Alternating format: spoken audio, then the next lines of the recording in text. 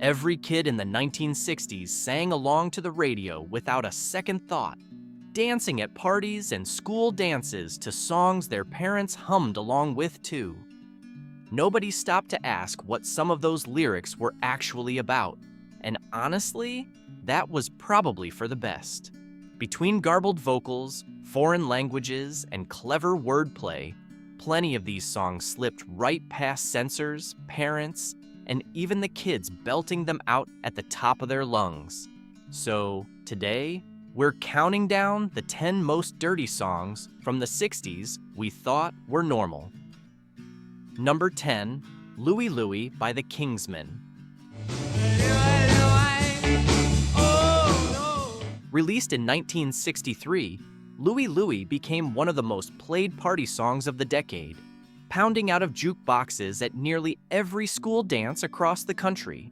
The recording itself came together during a cheap one-take studio session in Portland, Oregon, and the band reportedly paid only a small amount of money to book the studio time that produced the version that would go on to become a national phenomenon.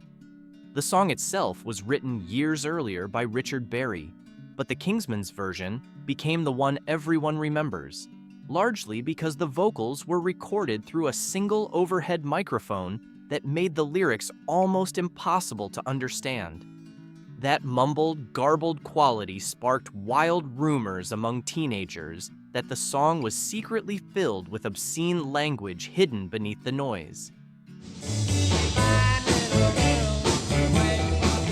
The rumors grew so persistent that the FBI actually opened a formal investigation in 1964, spending more than 2 years analyzing the recording at different speeds, trying to decode supposedly filthy lyrics. Agents interviewed band members, sent the record to a crime lab, and ultimately closed the case in 1965 after concluding the recording was simply too unintelligible to prove anything one way or another. Parents who heard about the investigation grew suspicious of a song their own kids had been playing on repeat for months. The actual lyrics, as written by Berry, told a fairly innocent story about a sailor longing for the girl he left behind. Nothing close to what the rumor mill had cooked up. Still, generations of kids grew up convinced they were singing something scandalous every time that song came on, even though nobody could ever actually prove what the words were. Governor Matthew Welch of Indiana even went so far as to have the record banned from airplay within the state during the height of the controversy. A decision that only fueled more curiosity among teenagers eager to hear what the fuss was about. The song eventually became a garage rock standard, covered by countless bands over the following decades, and it has been inducted into the Grammy Hall of Fame and the National Recording Registry, recognized more for its cultural impact than for any hidden content that was never actually there. Number 9, Please Please Me by the Beatles. The Beatles released Please Please Me as a single in early 1963, and it quickly became one of the songs that launched their career in Britain before conquering America the following year. Producer George Martin worked with the band over several studio sessions to shape the track, pushing them to speed up the tempo from its original slower arrangement to create something more immediately catchy for radio audiences.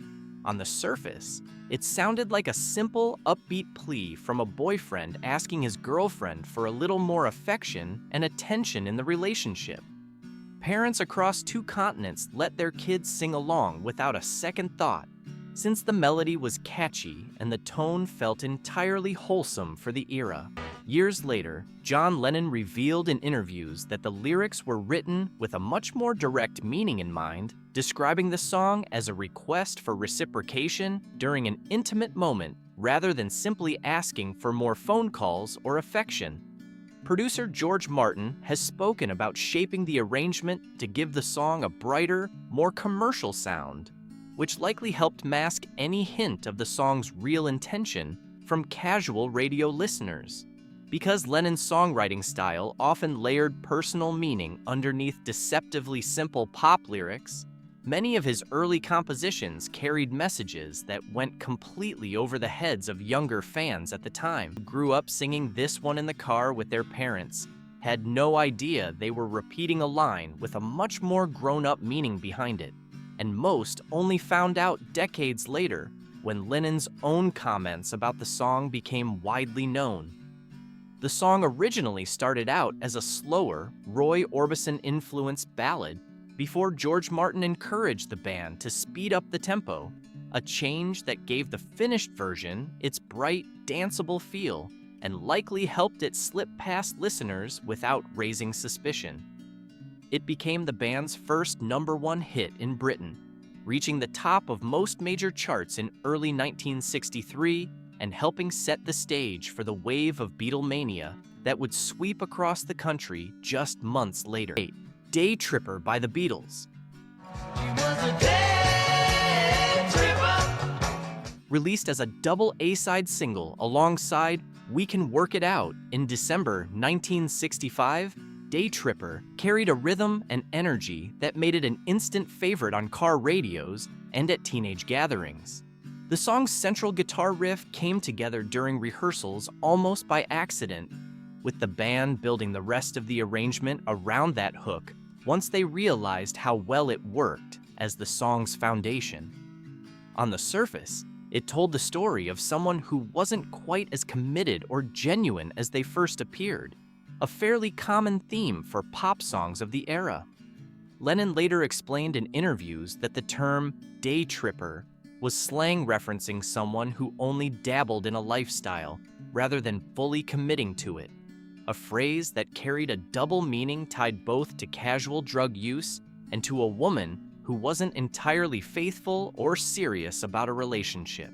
The band never spelled out the exact meaning during promotional interviews at the time, allowing radio stations and parents to interpret the song however they liked.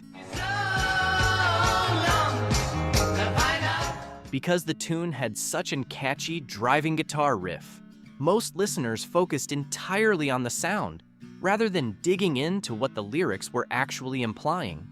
Kids who requested this song on the radio or bought the single had no idea they were asking for a tune with layered references that went well beyond a simple love story.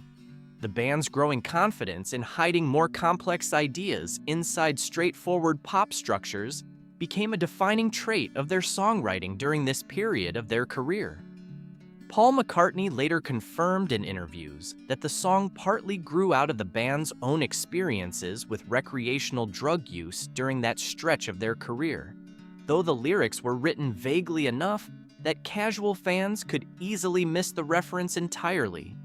The single reached #1 in the UK and performed strongly across the world, and its pairing with We Can Work It Out as a double A-side meant radio stations often played both tracks back-to-back without singling out the more suggestive of the two. Number 7. Little Red Rooster by the Rolling Stones. I am the little red rooster. The Rolling Stones released their version of Little Red Rooster in November 1964, and it became one of the rare blues covers to actually reach #1 on the British singles chart. Choosing a slow, traditional blues number as a single was an unusual commercial gamble at the time, since most of the songs topping the charts that year leaned toward upbeat pop rather than the kind of stripped-down blues arrangement the Stones delivered. The original song was written by Willie Dixon and first recorded by bluesman Howlin' Wolf in 1961, drawing on a long tradition within blues music of using barnyard animals as stand-ins for much more adult subject matter.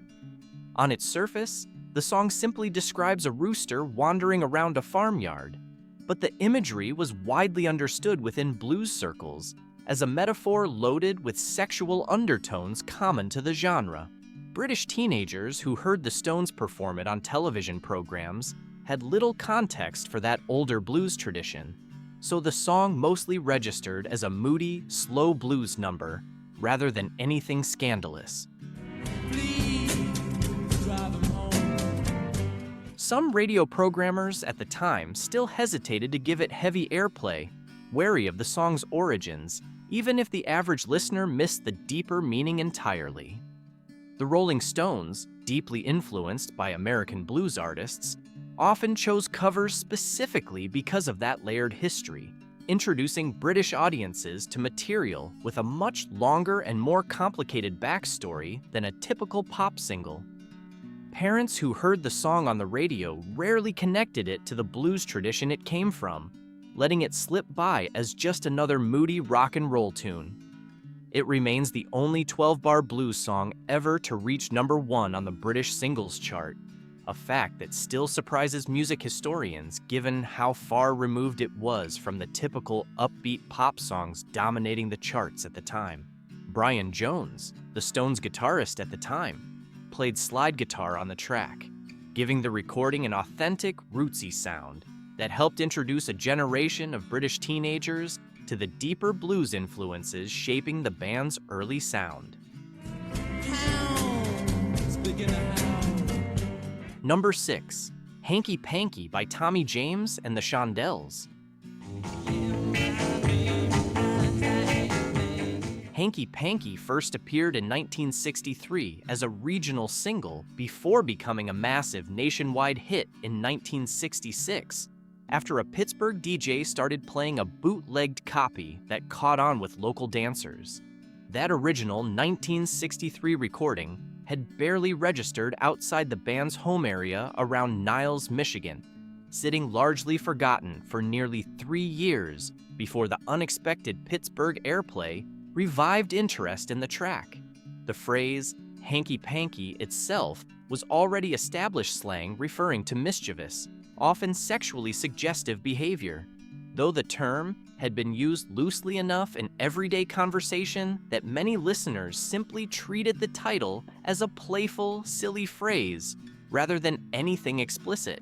The lyrics themselves stayed fairly vague and repetitive, never spelling out exactly what activity was being referenced, which allowed radio stations to play it freely without much pushback.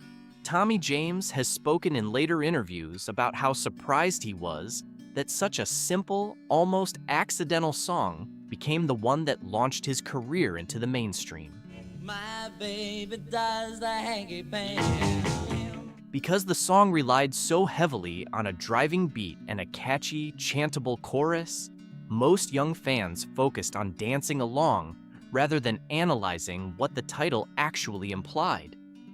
Some more conservative radio programmers did raise eyebrows at the phrase, but by the time the song had climbed to #1 on the charts in the summer of 1966, any hesitation about the title had mostly faded.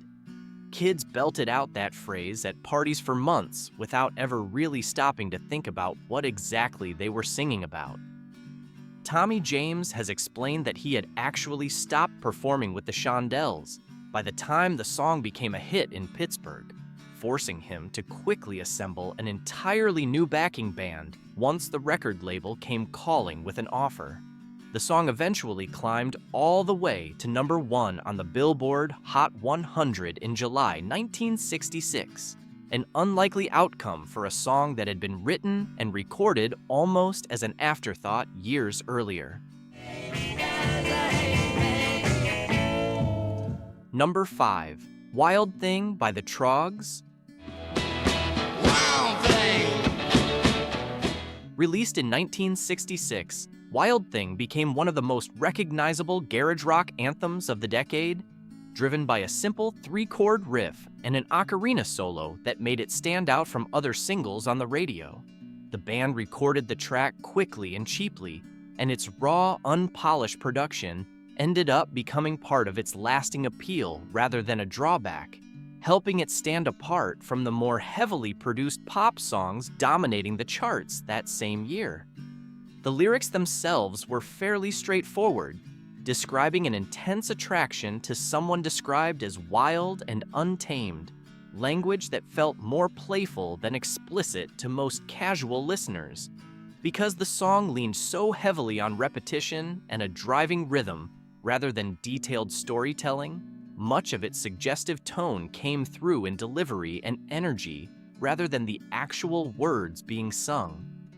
The Trogs, a band from Hampshire, England, hadn't originally written the song themselves, since it was composed by American songwriter Chip Taylor, who later revealed he wrote it in a matter of minutes, almost as a joke. You make everything groovy. Its blunt, almost primal energy made it a favorite at teenage dances, where the raw sound mattered more to most fans than any hidden meaning in the lyrics. Some radio commentators at the time noted the song's suggestive undertones, but the track's massive commercial success meant it received heavy airplay, regardless of any lingering concerns. For kids dancing to it at school gymnasiums, Wild Thing simply felt like an exciting, high-energy song, without much thought given to exactly what kind of wild thing the lyrics were describing. The song reached #1 on the Billboard Hot 100 in the United States in the summer of 1966, and its simple structure made it one of the most widely covered songs of the decade, with Jimi Hendrix later turning it into a showcase for his own guitar theatrics during live performances. Chip Taylor has said in later interviews that he wrote the song almost as a throwaway demo, never expecting it to become one of the defining garage rock anthems of the era. I wanna know for sure. Number 4, I Can't Get No, Satisfaction by the Rolling Stones. Released in the United States in June 1965, Satisfaction became the song most closely associated with the Rolling Stones' early rise to fame, driven by Keith Richards' now famous fuzz guitar riff. The band recorded the track during a tour stop in Los Angeles, and the addition of the fuzzbox effect on the guitar, originally meant as a placeholder for a horn section that never got added, ended up defining the song's entire sound. On its surface, the lyrics described general frustration with commercialism, advertising, and the pressures of modern life, themes that seemed relatively tame for a hit single. Buried within those verses, however, were lines referencing a man growing frustrated during a moment of intimacy with a woman who wasn't quite in the mood, a detail some radio stations noticed and quietly edited or skipped over during airplay. Mick Jagger has discussed in interviews how the song captured a broader sense of dissatisfaction with the era, blending social commentary with more personal, adult undertones that not every listener picked up on right away. Some American radio stations reportedly banned certain lines or required edited versions before they would agree to play the song regularly. Despite that hesitation from a handful of broadcasters, the song still shot to #1 on the Billboard Hot 100 within a matter of weeks. And it stayed there for 4 consecutive weeks that summer, cementing the band's reputation in America almost overnight. Teenagers embraced the song's rebellious energy without necessarily catching every layered reference tucked into the verses, treating it more as an anthem of general teenage frustration than anything specifically about romantic or physical dissatisfaction. Keith Richards has said he originally wrote the guitar riff half asleep and recorded it onto a cassette player at his bedside, only realizing what he had created after listening back the following morning. The song eventually became one of Rolling Stone magazine's most highly ranked songs of all time, and its combination of social frustration and adult undertones helped define the more rebellious, edgier image the band cultivated throughout the rest of the decade. That's what I say. Number 3, Let's Spend the Night Together by the Rolling Stones. Let's spend the night together. Released in January 1967, Let's Spend the Night Together made its intentions far more obvious than most of the songs on this list, directly inviting a partner to spend the night rather than hiding the request behind metaphor. The song was recorded during the same productive studio sessions that produced several other tracks for the band that year, with Brian Jones contributing piano work that gave the recording a fuller, more layered sound than some of the group's earlier singles. That directness caused immediate friction with American television censors, most notably during the band's appearance on The Ed Sullivan Show, where producers insisted the lyrics be changed. Mick Jagger ultimately performed the altered line, "Let's spend some time together," on live television, visibly rolling his eyes during the moment as a signal to viewers that he wasn't thrilled about the change. Despite the on-air censorship, the original lyrics remained fully intact on the actual studio recording, meaning anyone who bought the record at a store heard the song exactly as the band intended. Don't you worry about what's on your mind, oh man. Several radio stations across the country also hesitated to give the song regular airplay because of its direct language, though plenty of stations played it anyway, given the band's enormous popularity at the time. The controversy surrounding the television performance actually generated more press coverage than the song might have received otherwise, drawing curious listeners who wanted to hear what all the fuss was about. Kids who owned the actual single got an entirely different experience than those who only caught the heavily edited television broadcast. The song was released as a double A-side alongside Ruby Tuesday in the United States, and many radio stations chose to promote the gentler ballad instead, quietly sidestepping the more provocative track altogether. Ed Sullivan himself reportedly told the band beforehand that they either needed to change the lyric or he would cancel their appearance entirely, and the compromise that followed became one of the most talked about moments of censorship on American television during the decade. Let's spend the night together now. Number 2, Whole Lotta Love by Led Zeppelin. Released in October 1969 as part of the album Led Zeppelin II, Whole Lotta Love became one of the defining hard rock songs to close out the decade, built around a heavy sliding guitar riff from Jimmy Page. The album itself was largely recorded in short bursts between tour stops across the United States and Britain, giving the record a raw, road-tested energy that came through clearly once the song reached radio stations. The lyrics leaned heavily on imagery borrowed from earlier blues songs, particularly Muddy Waters' "You Need Love," a connection that later led to a formal songwriting credit dispute and legal settlement decades after the song's release. Midway through the track, the song breaks into an extended instrumental section filled with swirling sound effects, echoing vocals, and moaning noises from Robert Plant that many radio stations considered too suggestive for daytime airplay. Because of that section, a shortened, edited version of the song was released specifically for American radio, trimming out much of the more explicit-sounding midsection before it reached mainstream listeners. Fans who bought the full album, however, heard the complete, unedited version exactly as the band recorded it in the studio. The song's blend of blues tradition, heavy guitar work, and undeniably suggestive production made it stand out even among other hard rock songs releasing around the same time. For teenagers hearing the edited radio version, the song already sounded intense, but those who owned the album on vinyl got an entirely different, far more explicit listening experience.